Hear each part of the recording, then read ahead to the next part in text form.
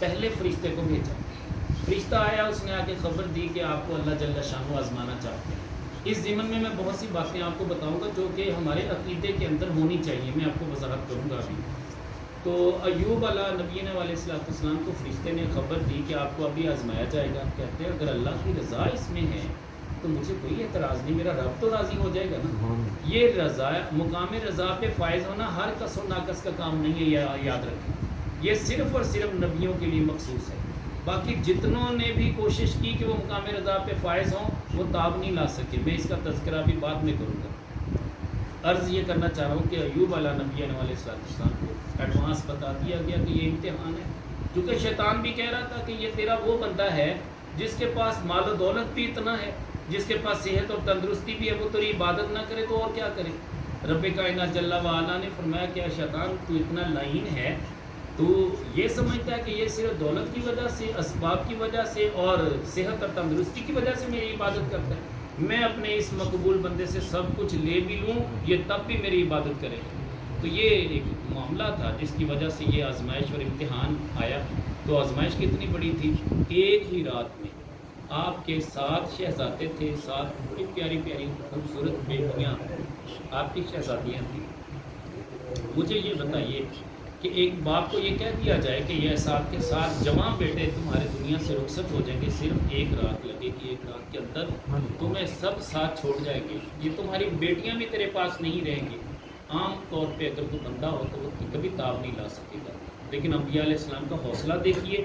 500 غلام اور 500 بیل ہیں جو کھیتی باڑی کرنے والے ہیں، ایک ہی رات میں وہ سارے کے سارے ختم ہو گئے۔ میں نے تعداد جو رات پڑھی ہے نا اس بک میں، بلکہ آج صبح بھی، وہ 1000 سے زیادہ تعداد ہے انہوں نے لکھی۔ جو میں نے پہلی بکس میں نے پڑھا تھا وہ 500 تعداد تھی، یعنی آپ کے 500 غلام تھے، 500 آپ کے بیل تھے جن سے وہ کھیتی باڑی کرتے تھے۔ لیکن اللہ جل شانہ نے اتنا بڑا امتحان لیا کہ زلزلہ بھی ایک ہی رات میں آیا، اور جھونپڑیوں کو آگ لگی۔ آپ کو پتہ ہے کہ اس وقت پختہ مکان تو نہیں تھے، لیکن یہ ہوا کرتا تھا کہ جھونپڑیاں جو خس و خاشاک سے بنی ہوتی تھیں، اگر آگ لگ جاتی تو کچھ بھی باقی نہیں بچتا تھا، وہ سارا کچھ تباہ ہو گیا، ایون کہ مویشی بھی ختم ہو گئے۔ اب صرف اور صرف سیدنا یوسف علیہ نبینا علیہ السلام کی پوتی رحمت بی بی جو آپ کی زوجہ محترمہ، وہ باقی انتہائی خوبصورت تھی، انتہائی محبت والی تھی۔ وہ اپنے شوہر کی کتنا عرصہ، 18 برس خدمت کرتی ہیں، 1 یا 2 دن کی بات نہیں ہے، 18 سال انہوں نے اپنے شوہر کی خدمت کی۔ آج کی اگر کوئی خاتون ہوتی نا، 2 یا 3 دن کے بعد جب وہ خود اسے کما کے لانا پڑتا، وہ اپنے شوہر کو، سچی بات ہے، چھوڑ کے چلی جاتی، وہ کسی اور جگہ شادی کا ارادہ کر لیتی۔ میں نے پہلے آپ کو بتایا کہ نبیوں کی کبھی بھی ازواج مطہرات میں سے کسی بھی زوجہ کو بدکاری کا معاملہ نہیں ہوا، ہمیشہ اللہ نے اسے محفوظ رکھا۔ الگ بات ہے کہ بعض خواتین جیسے عاد اور سمود قوموں کے حوالے سے انبیاء علیہ السلام، ہود علیہ السلام کا تذکرہ ملتا ہے اور صالح علیہ السلام کا تذکرہ ملتا ہے، ان کے بارے میں کہا جاتا ہے کہ ان کی بیویاں بھی کفار سے شامل ہو گئی تھیں، ان کے ساتھ شامل ہو گئی تھیں، لیکن پھر بھی یہ بات یاد رکھیں کہ وہ بھی بدکاری کے قریب نہیں گئی۔ تو کہنے کا مطلب یہ ہے کہ حضرت ایوب علیہ السلام، آپ نے ایک دن دیکھا کہ زوجہ محترمہ دیر سے آئی ہے، بہت دیر ہو گئی، ابھی تک پہنچی نہیں ہے۔ ناراضگی کا اتنا اظہار کیا کہ ارادہ کر لیا کہ جب وہ آئیں گے تو میں 100 کوڑے لگاؤں گا۔ اب دل میں خیال آیا جب انہوں نے آ کے عذر پیش کیا کہ اس وجہ سے میں دیر سے آئی ہوں کہ اتنی دیر مجھے وہاں پہ لگی اس مصروفیت کے پیش نظر، پھر دل میں رحم بھی آ گیا، جبھی بڑے رحم دل ہوتے، دل میں رحم آ گیا۔ پروگرام بنا رہے ہیں کہ کیسے 100 کوڑے لگاؤں گا، کیسے میں اپنی قسم پوری کروں گا۔ قرآن کریم کا تذکرہ موجود ہے، اللہ کریم جل وعلا نے فرمایا کہ پیارے ایوب، تمہارے لیے اجازت ہے کہ ایک جھاڑو لے لو، اس میں 100 تنکے ہوں، بس ایک بار انہیں مار دو، یہ تمہاری قسم پوری ہوگی۔ یہ ہیلے یہ رب کائنات جل وعلا نے اس مخلوق کی آسانی کے لیے بتائے ہیں۔ جیسے زکوٰۃ کا ہیلا کیا جاتا ہے، آپ کے علم میں ہو کہ زکوٰۃ ڈائریکٹ نہ مسجد کو لگتی ہے نہ کسی درس کو لگتی ہے۔ ہمیشہ یاد رکھیں زکوٰۃ کا مستحق وہی ہوتا ہے جو صاحب نصاب نہ ہو، جو غریب ہو، تلاش ہو، محتاج ہو، جس کے پاس کچھ نہ ہو۔ یہ سمجھیں 50,000 سے کم اس کے پاس مال ہو، ادروائز اگر وہ 50,000 سے زیادہ مالیت رکھتا ہے پھر وہ زکوٰۃ دے گا۔ اگر 50,000 حاجت اصلیہ کے علاوہ اس کے پاس 50,000 سے کم ہے تو وہ زکوٰۃ لے بھی سکتا ہے۔ اور اگر وہ واقعی غریب ہے، اس کے پاس سہولتیں بھی نہیں ہیں، جو آج کل ہم نے ضرورتیں بنا لی ہیں اگر اس کے پاس سہولتیں بھی نہیں ہیں تو پھر اس بندے کو زکوٰۃ لگتی ہے، اسے آپ زکوٰۃ دے سکتے ہیں۔ تو ایسی صورت میں ہمیشہ یاد رکھیں کہ یہ جو زکوٰۃ ہے نا، اس کے لیے ہمیشہ یاد رکھیں کہ نہ تو سیدوں کو دی جائے گی، نہ کسی ادارے کو دی جائے گی ڈائریکٹ، نہ کسی مسجد پہ خرچ کی جائے گی۔ کیسے ہوگا؟ اس کے لیے ہیلا کرنا پڑے گا۔ ہیلا کیسے کریں گے؟ کسی بھی ایسے مستحق شخص کو آپ اس کا پہلے ذہنی طور پہ اسے اسلام کے حوالے سے، مدرسے کے حوالے سے، مسجد کے حوالے سے تذکرہ کریں کہ یہ کام ہم نے کرنا ہے۔ تو اگر لاکھوں روپے بھی ہیں تو آپ اس کو ایک بار مالک بنا دیں، اسے دے دیں کہ یہ بیٹا آپ کے، آپ اس طرح کریں کہ بیٹا ہم نے یہ کام بھی کرنا ہے، وہ اس کا ذہن پہلے سے بنا ہوا ہو کہ آپ اللہ کے راستے پہ اس میں سے کتنا دیں گے، اپنی خوشی سے جو دیں۔ اب بات یہ ہے کہ جو غربت کا مارا ہوتا ہے، مجھ سے پوچھ کے دیکھیے کہ اس بیچارے کو اگر لاکھوں روپیہ مل گیا وہ خوشی سے واپس نہیں کرتا، یہ یاد رکھیں۔ لیکن خوشی سے کون واپس کرے گا؟ جسے دین کی سمجھ بوجھ ہے۔ یقین کریں میں نے ایک ایسے بچے سے بات کی جو مستحق تھا، میں نے کہا یار اگر میں آپ کو پیسے دوں تو آپ مجھے کتنے واپس لوٹائیں گے؟ میں نے صرف چیک کیا کہ یہ کرتا کیا ہے۔ کہنے لگا حضور کتنے آپ کے پاس پیسے ہیں جو زکوٰۃ کی مد میں آپ مجھے دینا چاہیں گے؟ میں نے ویسے ہی، حالانکہ میرے پاس پیسے نہیں تھے، میں نے صرف چیک کرنا چاہا کہ اس کا جذبہ کتنا دین کا۔ تو میں نے کہا میرے پاس 10 لاکھ روپے ہیں، آپ اس میں سے اپنی مرضی کے مطابق جتنے دل چاہے رکھ لینا، باقی مسجد دربار شریف اور اس کے لیے درس کے لیے آپ دے دینا۔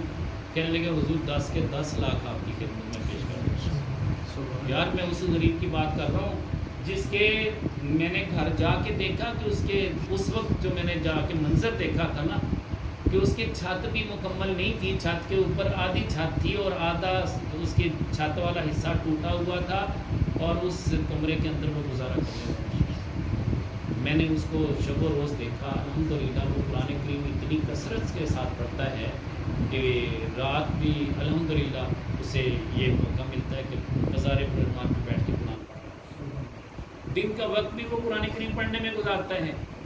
بات یہ ہے کہ میں نام اس لیے نہیں لوں گا تاکہ کسی کے سامنے وہ نہ آئے۔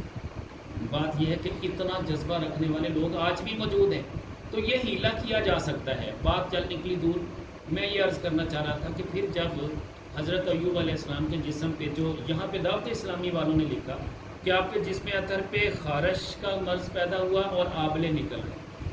اب یہ آبلے جو تھے ان کی تکلیف اتنی زیادہ تھی کہ سارے لوگ تو ویسے ہی چھوڑ گئے، آپ کے جو اپنے تھے وہ ویسے دنیا سے رخصت ہو گئے، اب کوئی آپ کا پرسان حال نہیں تھا۔ 18 سال خدمت کس نے کی؟ آپ کی زوجہ محترمہ نے خدمت کی۔ اتنا عرصہ خدمت کرنے کے بعد اللہ جل شانہ کی بارگاہ میں عرض کرتے ہیں کہ باری تعالیٰ اب یہ حالت تو یہ ہے کہ روایت میں آتا ہے کہ زبان جب متاثر ہونے لگی، عرض کی باری تعالیٰ میری زبان کو تو محفوظ رکھ، اس سے میں تیرا ذکر کرتا ہوں، تیرا نام لیتا ہوں۔ اور یقین کریں اللہ جل شانہ نے جو قرآن کریم میں موجود ہے، فرمایا کہ ارکس برجلکا، اے پیارے ایوب اپنا پاؤں سے زمین پہ مارنا۔ روایت میں نے جو رات اس کتاب میں پڑھی کہ 2 مرتبہ آپ نے پاؤں مارا، ایک بار پاؤں مارا چشمہ جاری ہوا، اس سے آپ نے غسل کیا، پھر ایک مرتبہ جو آپ نے دوبارہ پاؤں مارا 40 قدم چلنے کے بعد تو دوسرا چشمہ جاری ہوا، اس سے آپ نے پانی نوش کیا۔ ھذا مغتسل بارد و شراب، یہ ٹھنڈا بھی ہوگا پانی اور پینے کے لیے بھی ہوگا۔ تو آج میں نے اپنی آنکھوں کے ساتھ وہاں جب میں گیا سلالہ میں نے اپنی آنکھوں سے وہ چشمہ دیکھا۔ الحمدللہ لوگ کہنے بھر بھر کے لے کے جاتے ہیں اپنے لوگوں کے لیے، جیسے ہم آب زمزم لے کے آتے ہیں ویسے اس چشمے کا پانی باعث شفا، نبی کے قدموں کے صدقے میں وہ پانی باعث شفا بنا۔ تو الحمدللہ وہ پانی بھی میرے پاس اسی طرح موجود ہے۔ اللہ جل شانہ کرم فرمائے۔ کہنے کا مطلب یہ ہے کہ یہ جو مقام رضا پہ فائز ہونا، اس کے لیے حامی بھر لینا، یہ سوائے نبیوں کے کسی اور کا کام نہیں۔ اتنی تکلیف، اتنی اذیت، اتنا معاملہ یہ صرف انبیاء علیہ السلام کا خاصہ ہے، وہ برداشت کر سکتے ہیں۔ اور یقین کریں ایک صحابی تھے، وہ اللہ جل شانہ کی بارگاہ میں ہمیشہ یہ دعا کیا کرتے تھے کہ باری تعالیٰ میں تجھ سے تیرے فضل اور تیری رحمت کا ہی سوال کرتا ہوں، اس لیے کہ میں ان آزمائشوں سے نہیں گزر سکتا۔ حالانکہ 20 صحابی ایسے بھی تھے جن کو تپتی ہوئی ریت پہ لٹایا جاتا، اور کبھی آگ میں ڈال دیا جاتا، کبھی کوئلوں پہ لٹایا جاتا۔ یہ تکلیفیں وہ برداشت کرنے والے لوگ تھے۔ سچی بات ہے یہ ان کا اسٹیمنا تھا۔ آج ہمارے اندر تو سچی بات اتنی طاقت ہی نہیں ہے۔ میں نے حضرت سمنون رحمۃ اللہ علیہ کے بارے میں پڑھا۔ حضرت سمنون رحمۃ اللہ علیہ وہ ہستی ہیں ایک بار ان کے ذہن میں خیال آ گیا کہ میرا رب تو راضی ہو جائے گا. اب نبیوں کا تذکرہ پڑھا تھا انہوں نے, دل میں خیال آیا کہ میرا رب تو راضی ہو جائے گا. ڈائریکٹ دعا کی, کہنے لگے کہ باری تعالیٰ تو جس آزمائش سے بھی مجھے گزارنا چاہے میں تیار ہوں, مجھے جس آزمائش سے بھی گزارنا چاہے تو گزار لے, میں تیری آزمائشوں پہ راضی ہوں. یہ کہنا تھا. اللہ کریم صلی اللہ علیہ نے ان پہ ایسی بیماری مسلط کی, ایسی آزمائش مسلط کی جس کی وہ تاب نہ لا سکے. پھر ان کی حالت کیا تھی کہ وہ مدرسے کے بچوں کے پاس جاتے, کہتے اپنے چچا کے لیے یار دعا کریں اللہ تعالیٰ آپ کے چچا کو معاف کر دے, میں آپ کا وہ چچا ہوں جو جھوٹا ہوں, میں نے دعویٰ کیا تھا کہ برداشت کر لوں گا لیکن اب میں برداشت نہیں کر پا رہا, آپ میرے لیے دعا کریں, ہو سکتا ہے آپ چھوٹے بچے ہیں, آپ کی دعا اللہ قبول کر دے. حضور سچی بات ہے, مصیبت پہ صبر کرنے کا بڑا اجر ہے. شیخ موسوی رحمۃ اللہ علیہ, ان کی اہلیہ محترمہ, وہ تشریف لے جا رہی تھی تو ٹھوکر لگی, پاؤں زخمی ہو گیا, انگوٹھے کا ناخن ٹوٹ گیا, لیکن مسکرانے لگی. لوگوں نے پوچھا اماں جی حضور یہ عجیب بات ہے, تکلیف اتنی ہے کہ ناخن ٹوٹ چکا ہے آپ کا اور خون بہہ رہا ہے, لیکن آپ پھر بھی خوش ہیں. کہنے لگے کہ مجھے اللہ کریم جل وعلا کی بارگاہ میں جو اس مقام رضا پہ فائز ہو کے خوشی نصیب ہوئی ہے نا, اس کی حلاوت, اس کی مٹھاس اتنی ہے کہ میں اپنے تکلیف بھول گئی. یا تو ڈائریکٹ رابطہ اتنا ہو کہ تکلیف میں بھی آپ کو مزہ آئے, جیسے رابعہ بصریہ رحمۃ اللہ علیہ, آپ جب بیمار نہ ہوتی نا, اکثر بخار ہوا کرتا تھا, جب بیمار نہ ہوتی تو اللہ جل شانہ کی بارگاہ میں سربہ سجود ہو کے مانگتی کہ باری تعالیٰ مجھ سے ناراض ہو گیا کہ مجھے تکلیف دی نہیں, کوئی آزمائش تو بھیجنا جس کی وجہ سے میں شب بیدار رہوں. اب بندہ بیمار ہوتا ہے, اسے سکون کی نیند میسر نہیں آتی, تکلیف کی وجہ سے بیچارہ سو نہیں سکتا.